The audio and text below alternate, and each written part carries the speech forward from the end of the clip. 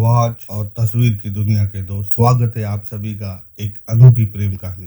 क्योंकि हम सभी प्यार के लिए लैला मजनू, हीर रांझा, सोनी महिवाल के अफसाने बचपन से सुनते आए, लेकिन आज हम आपको ऐसी कहानी से रूबरू करवाएंगे जिसके बारे में आज बहुत ही कम लोग जानते। तो बिना देर गवाए हम कहानी शुरू करते हैं सस्सी और पन्नू की, जिनकी प्रेम कहानी एक इतिहास में अनोखे अंदाज में लिखी जाती और कही जाती।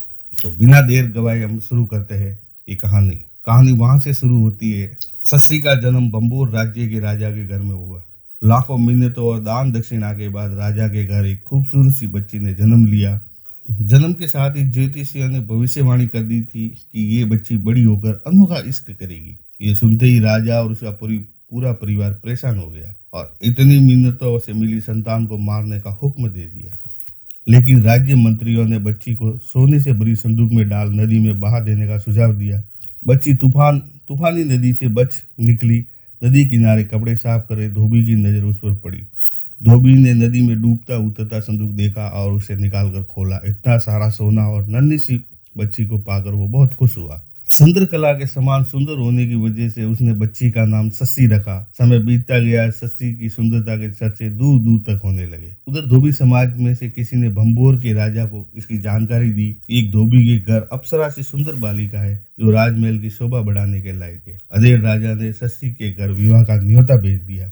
सस्सी के पालक पिता राजा के बुलाने पर वहां गया और उसने सस्सी के जन्म का समय का ताबीज राजा को दिखाकर अपनी मजबूरी बताई। ताबीज देखकर राजा को बहुत पुरानी वो सारी बातें याद आ गई। उसे अपनी नियति पर शर्म आई और सारी कहानी सुनकर रानी की माँ अपनी बेटी की ममता में तड़प उठी। वह सस्सी को महलों में वापस लाना चाहती थी, लेकिन अपने बचपन की घटना को सुन सस्सी ने महल में जाने से मना कर दिया। राजा ने धोबी के छोटे से घर को महल में ही बदल दिया। लेकिन समय ने दोबारा करवट ली। एक दिन सस्सी नदी के रास्ते आने वाले सौदागरों के पास पन्नू की तस्वीर देखी और उस पर मोहित हो गई। तो बिना मिले ही पन्नू के लिए तड़पने लगी। उधर दूर देश में रहने वाला पन्नू इस बात से अनजान था। बहुत ही खोजबीन के बाद सस्सी ने पन्नू का पता पा लिया। जानकारी देने वाले सौदागरों ने इनाम के लालच में खुद को पन्नू का भाई बताया और सस्सी ने उन्हें गिरफ्तार करवा लिया। सस्सी ने शर्त रखी कि वो पन्नू को लेकर आए और वो उसे छोड़ देगी। उधर माता पिता के मना करने के बाद भी सौदागरों ने पन्नू को अपने साथ चलने के लिए मना लिया। पन्नू को लेकर कारवा भंबोर लौटा। सौदागरों ने अपनी ऊंट सस्सी के बाग में आजाद छोड़ दी और उन ऊँटों के सारे बाग को उजाड़ दिया, जिससे गुस्सा होकर सस्सी ने कारवा वालों को खूब खबर ली। लेकिन अनजान पन्नू कारवा से अलग घूमता फिरता बाग में पहुंचा और वहां सजी सस्सी की ही सेज पर सो गया। चीख पुकार की आवाज से पन्नू की नींद टूटी तो सामने सस्सी नजर आई जो कारवा को खदेड़ रही थी। पहली बार आंखें चार हुई सस्सी पन्नू के प्रेम में इस कदर खो गए। 10 दिन कैसे गुजरे पता ही नहीं चला। उधर पन्नू की माता अपने पिता के वियोग में तड़पने लगी। पन्नू के भाइयों ने माँ का यह हाल देखकर उसे लेने निकल पड़े। पन्नू ने जाने से इनकार करने पर उन्होंने उसे खूब शराब पिलाई और बेहोशी की हालत में उसे अपने साथ ले गए। इधर सस्सी रोती तड़पती रही। सस्सी की माँ ने उसे बहुत समझाया, लेकिन सस्सी ने तय कर लिया कि पन्नू तक जाएगी।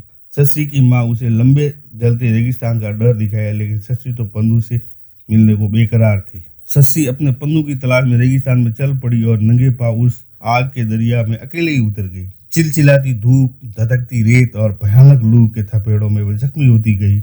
उसे इस हाल में एक भेड़े चरवाने वाले ने देखा, लेकिन निर्जन जलते रेगिस्तान में किसी लड़की को देख डर गया और छिप गया। मदद के लिए पुकारती सस्सी ने वही प्राण त्याग दिए। उधर पन्नू को जब होश आया तो वह अपनी सस्सी के लिए तड़प उठा। वह भी जलते रेगिस्तान में सस्सी तक पहुंचने के लिए बढ़ा।